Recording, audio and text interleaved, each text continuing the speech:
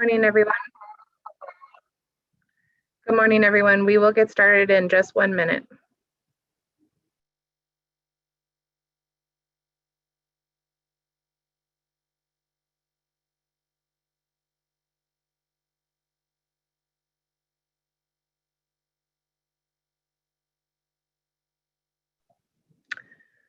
Okay, good morning and welcome to a regular meeting of a panel of utility commissioners and staff of the Public Utilities Regulatory Authority, held today, Wednesday, July 14th at 10 a.m. by remote teleconference. My name is Chairman Marissa Gillette. I'm joined virtually today by my colleagues, the Vice Chairman Jack Bukowski and Commissioner Michael Karen. We have a regular calendar in front of us and no consent calendar. There are 2 items on today's regular calendar.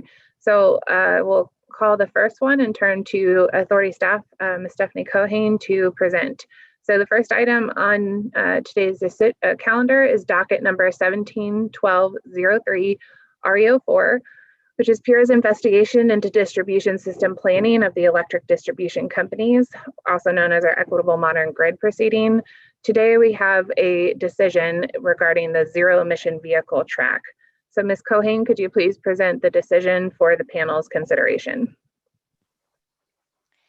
Yes, good morning, Chairman, and good morning to the commissioners. I present the following decision for your consideration in docket 171203 REO4. This decision outlines a statewide electric vehicle charging program beginning on January 1, 2022 over the period of at least 9 years that provides a combination of incentives for infrastructure, including electric vehicle supply equipment and charging stations and accompanying rate design offerings. The objective of the program is to enable a self-sustaining zero-emission vehicle market to support Connecticut's commitment to the 10-state zero emissions vehicle memorandum of understanding that among the 10 states aims to collectively deploy 3.3 million ZEVs among participating states by 2025. This program also supports the state's existing greenhouse gas reduction targets pursuant to the Global Warming Solutions Act. Thus, the authority finds that this approach is necessary to realize the potential electric system benefits of widespread EV deployment, along with the economic, health, and environmental benefits that transportation electrification provides. The charging program, the EV charging program, will offer incentives for the deployment of electric vehicle supply equipment across 5 program areas or market segments, and those areas are residential single-family charging at a level 2 level, as well as residential level 2 charging at multi-unit dwellings, direct current fast charging or DCFC charging, a program area for destination level 2 charging, as well as a program area focused on workplace and supporting light duty fleet charging for level 2 and DCFCs. And specifically, the decision directs the electric distribution companies, Eversource Energy and the United Illuminating Corporation, to offer the incentives as described in the decision and any associated make-ready infrastructure investments. The electric distribution companies will develop program design documents as directed in the decision and serve as program administrators.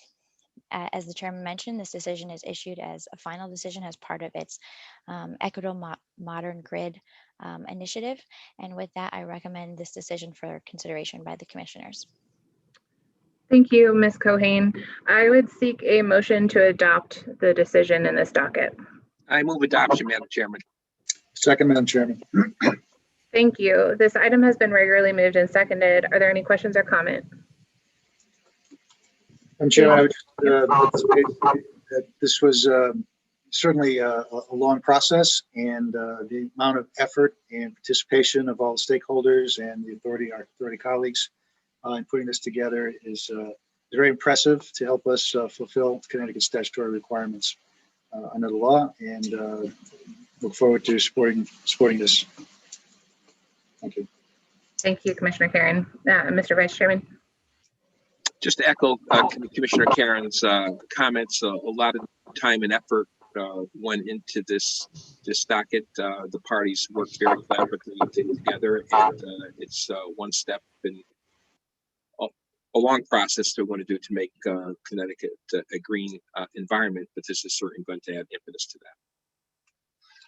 Thank you. I echo my colleagues' comments, and I thank Ms. Cohane and all of authority staff for their diligence in realizing this decision. Also, I say, there are a lot of let's call them pitfalls or barriers associated with the electrification of the transportation sector. And I think by establishing a statewide portfolio program, we're turning those barriers into opportunities. And I look forward to seeing the realization of this program and its launch next year. So with that, I would call the roll. Chairman Gillette? Yes. Vice Chairman Pekoski? Yes. Commissioner Karen? Yes. Thank you. That item has been adopted. We'll turn to our second and final item on today's regular calendar. That is a docket number 200803 REO1, which is PURA's consideration of civil penalty and enforcement action against the electric distribution companies after Tropical Storm Isaias investigation. So I'm going to present the final decision for the panel's consideration.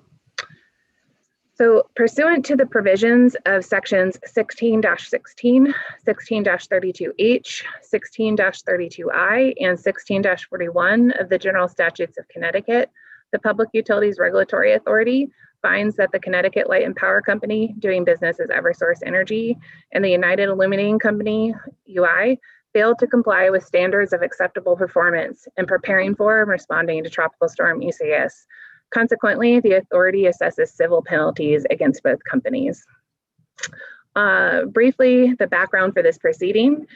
As everyone knows, on August 4th, 2020, Tropical Storm Isaias arrived in Connecticut, causing widespread outages across the state, which affected all 149 communities served by Eversource and all 17 communities served by UI.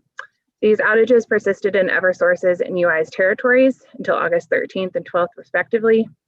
In response to the extent and duration of the outages, Governor Lamont requested that the authority investigate the electric distribution company's preparation for and response to Tropical Storm Isaias. In addition, the authority was statutorily required to examine and evaluate the EDC's performance given the extent of the outages. On August 7th, 2020, the authority opened the underlying docket number 20-08-03 to conduct a broadly scoped investigation of the EDC's preparation for and response to Tropical Storm Isaias.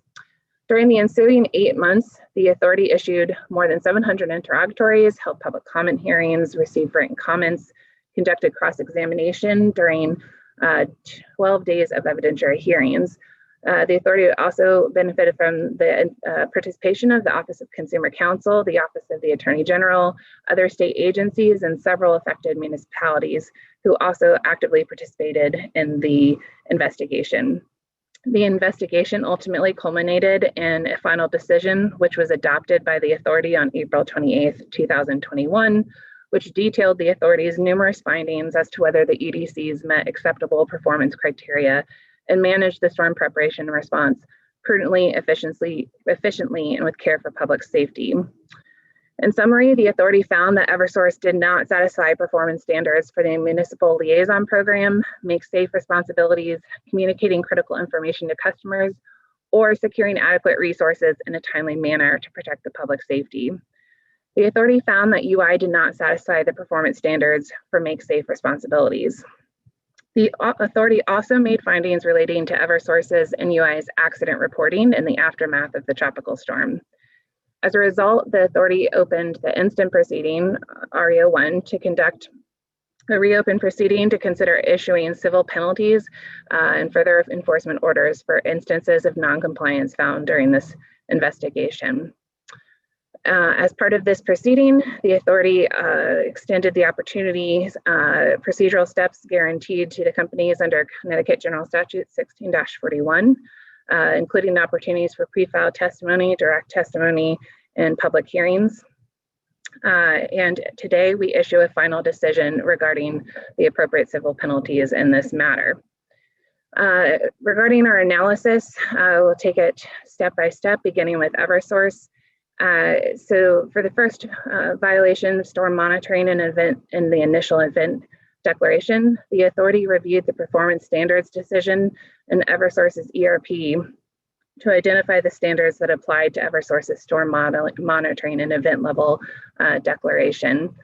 In short, the authority found that Eversource did not reasonably comply with acceptable performance standards in its monitoring of the tropical storm and in establishing and communicating its event level declarations. In this proceeding, Eversource submitted pre-filed testimony and exhibits. However, such information did not provide any additional information or new information compared to what was provided in the underlying proceeding. Regarding those three specific violations. The purpose of this proceeding was to provide Eversource an opportunity to present new evidence or information that may establish cause for the authority to rescind, reverse, or alter a finding of noncompliance, which the authority finds that Eversource did not do. With respect to the next violation regarding line crews, the authority similarly reviewed the performance standards decision in Eversource's ERP. In brief, the authority found that Eversource failed to reasonably comply with established performance standards by failing to adequately secure, pre-stage, and deploy sufficient line crews. In this proceeding, Eversource witnesses testified through their pre-filed testimony and on direct, providing some limited new information regarding the NAMAG and EEI mutual aid policies. However, notably, neither the NAMAG nor EEI mutual assistance policies were submitted as evidence in this proceeding. Further, the authority finds that the limited information that was new and provided contradicted information that Eversource itself submitted in the underlying proceeding. Given these contradictions and the notable absence of the specific additional evidence, the authority finds this to be unavailing in light of the entire record cited by the authority and thus does not alter its finding with respect to that violation. With respect to the third violation, damage assessors and ETR, likewise, the authority reviewed the performance standards decision in Eversource's ERP.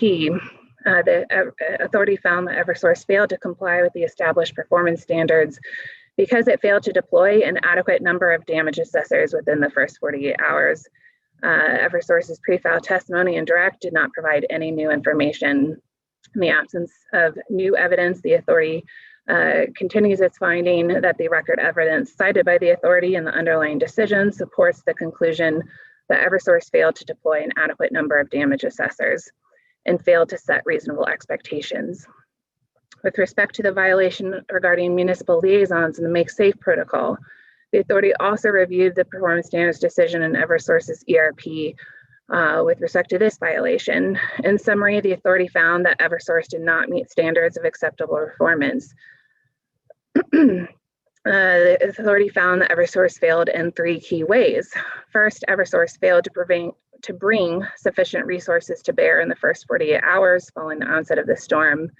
The company also failed to properly prioritize fire and public safety events. And third, it failed to provide or relay information timely and properly to town officials. Eversource did not contest the occurrence of violations in relation to the municipal liaisons and Make Safe protocol.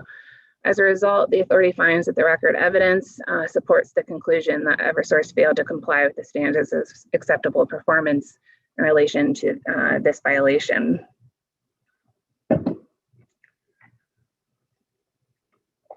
Lastly, for Eversource, the authority reviewed the performance standards decision in Eversource's ERP with respect to customer communications, outage reporting, and the communication systems. In short, the authority identified multiple communications related failures and breakdowns, finding that Eversource did not meet standards of acceptable performance. Eversource did not contest these violations in relation to the customer communications, outage reporting, and communication systems, with the exception of findings made regarding FPS1 reporting. Because Eversource's pre-filed testimony did not provide any new information regarding the one item that they did contest, the authority finds that the record evidence cited in our underlying decision supports the conclusion that Eversource failed to comply with standards of acceptable performance with respect to that violation as well.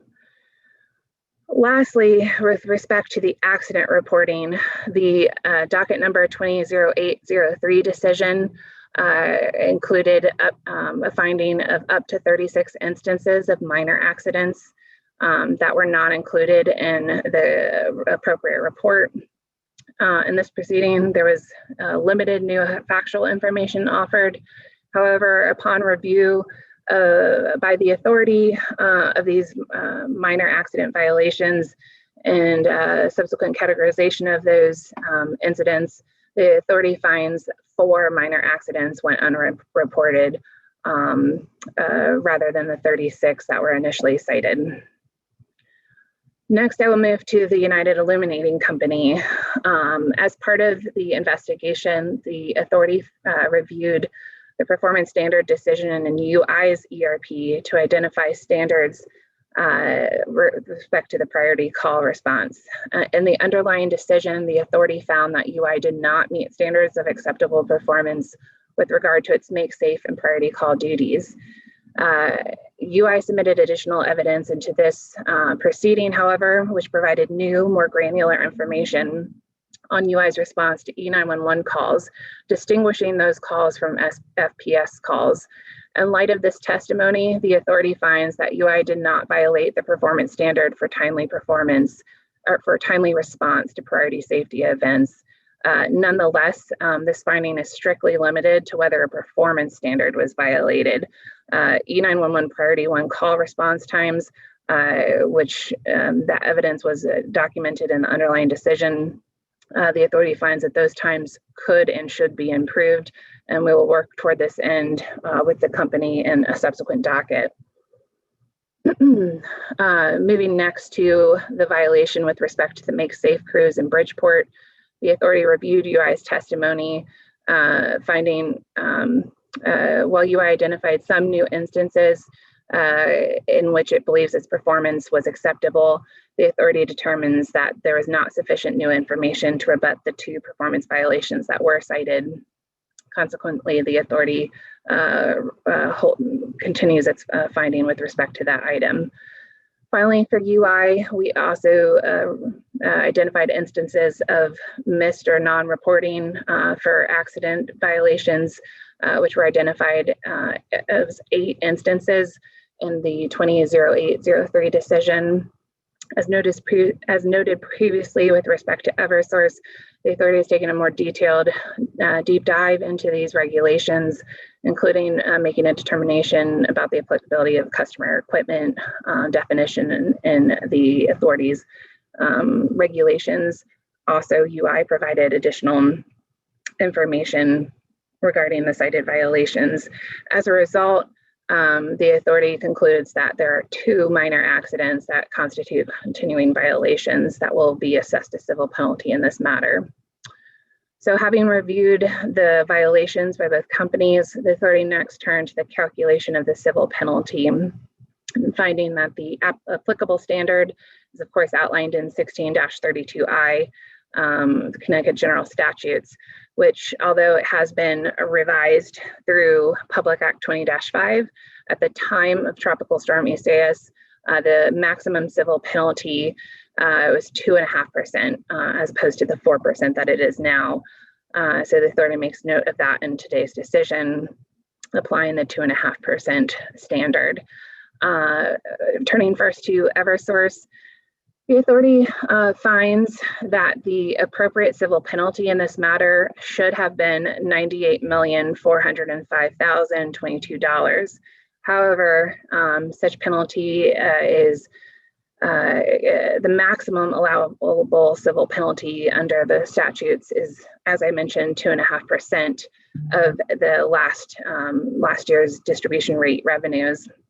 As such, the authority cannot assess the full amount of appropriate civil penalties that it otherwise would have imposed, and is thus limited to a fine of $28,405,022. In addition, the authority assesses a $178,000 fine for violations of accident reporting requirements to Eversource. Moving next to UI, the authority is similarly instructed by 16-32I with respect to the appropriate civil penalties to level here. After a review of the record of evidence in this proceeding, the authority levels a civil penalty in the amount of $1,187,647 with an incremental penalty of $61,000 for the accident reporting violations. In conclusion, the method of the return of this assessment shall be in the form of a separate line item credit on customer bills on a per kilowatt hour basis to all customer classes beginning August 1st, 2021 and lasting through July 31st, 2022.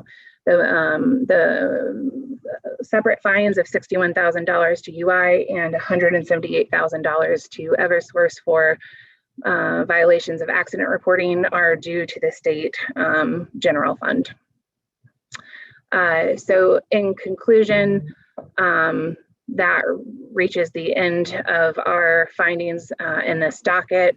A total civil penalty of $28,583,022 to Eversource, and a total civil penalty to UI of $1,248,647. And with that, I recommend the decision to the panel. I move adoption, Madam Chairman. Second. Thank you. The item has been regularly moved and seconded. Are there any questions or comments? Yes, Madam Chairman, if I may. Madam Chairman, Commissioner Karen, I take no enjoyment in voting for this NOV this morning. This investigation has gone on for almost a year. Hundreds of interrogatories, hours of hearings, Public Act 20-5, Take Back Our Grid Act, and here we are this morning. And hopefully this will be a new beginning for Eversource and United Illuminating, a second chance. This has been a very emotional process for many of us, for people that were exposed to this storm last August. I've been around here for some time. I was here in 2012 and 2013 during those terrible storms. And we had some legislation come out after that. And now we had these storms, the storm in the past year that we had to contend with. That being said, I believe the company has heard us. I believe particularly Eversource has heard us loud and clear moving forward. We didn't have any real issues with storms between last August and up until last week, Storm Elsa. We had no real restoration issues with the company. As a matter of fact, the new CEO of the company, Joe Nolan, pretty much lived in Connecticut during Storm Elsa to ensure, he and his executive team, to ensure that the lights were going to get back on in a timely manner. And to me, as a regulator, that sent a huge message to me that he took where we were going on this docket quite seriously, and so did his team. And most importantly, the linemen that virtually go out in all types of weather to get the storm, get the poles and wires up, and literally put their life on the line to get service back to their customers. I did see going home the night before the storm that there was a army of trucks coming up I-84, going to the staging area in Bristol, getting ready for the storm. And I commend the company for that. And the company has done a lot of good things. They're working together with this City of New London with the wind project in New London. The company, Eversource and UI, are probably one of the top taxpayers in the 169 municipalities, property taxpayers in towns. They employ hundreds of thousands of people. They do wonderful philanthropic efforts as well. So I don't enjoy voting for this morning at all. And I hope we can put this in the rearview mirror, move forward, and work together with the company, as you said earlier, working with them collaboratively in some of our dockets moving forward, so that we don't have to ever have this type of docket again. Thank you, Madam Chairman. Madam Chairman. Commissioner Karen. Thank you. I echo some of the comments of my colleague, Vice Chairman Bukowski. We don't consider the companies as the enemy. We want healthy electric distribution companies here in Connecticut. And sometimes it takes strong medication to get a patient's attention and to get them healthy. And I think that's what this does. I appreciate all the efforts of PURA staff, as well as all the other stakeholders who took part in the hearings, and the residents of Connecticut who took time out to address us in various hearings in the past year. We are seeing some good and positive efforts so far, and we want to continue to encourage that. I especially appreciate the participation of Craig Hellstrom and Mike Hayhurst during the company's biannual emergency response presentation. Very much appreciated them beginning to show us some of the changes, significant changes and positive changes they're making for the company. And also, again, appreciate that CEO Joe Nolan was standing with Connecticut in Connecticut for last week's tropical storm, and also the hardworking men and women on the lines restoring the Connecticut residents' power last week. All in all, while this may seem like a harsh decision in a lot of ways, I think ultimately it will make for stronger companies, both for UI and for Eversource. It's good for the ratepayers. It's good for our businesses. It's actually good for our investors because it makes for a stronger company, and ultimately it'll be good for our electric distribution companies. And I will be supporting this upon our vote. Thank you, Madam Chairman. Madam Chairman, real quick, and I would be remiss if I did not thank our fantastic staff here at PURA for just a phenomenal job. This was just one of the biggest cases we ever had, and their leadership with this was above reproach. So I thank them very much for that. Okay, thank you to my colleagues for their comments. I would say I look forward to seeing the company's improvement in compliance with our existing orders and expectations that were set through the April 28th decision and reiterated today. Is ultimately the point of the authority's work in this matter, which we look forward to continuing through the 8th track of our equitable modern grid proceeding. I similarly do not enjoy this activity, but I want to echo that I would not hesitate to hold the companies accountable in a similar manner should this performance be repeated. And want to thank the authority staff for their time and attention to this matter, as well as the many stakeholders who participated in these proceedings. So with that, I would call the roll. Chairman Gillette, Yes. Vice Chairman Bukowski, Yes. Commissioner Karen, Yes. Thank you. This decision has been adopted as final. That brings us to the end of today's regular calendar. We are going to adjourn. There is not a regular meeting next Wednesday, July 21st. So the next time the authority will reconvene for a regular meeting is at 10 a.m. on Wednesday, July 28th, also by remote teleconference.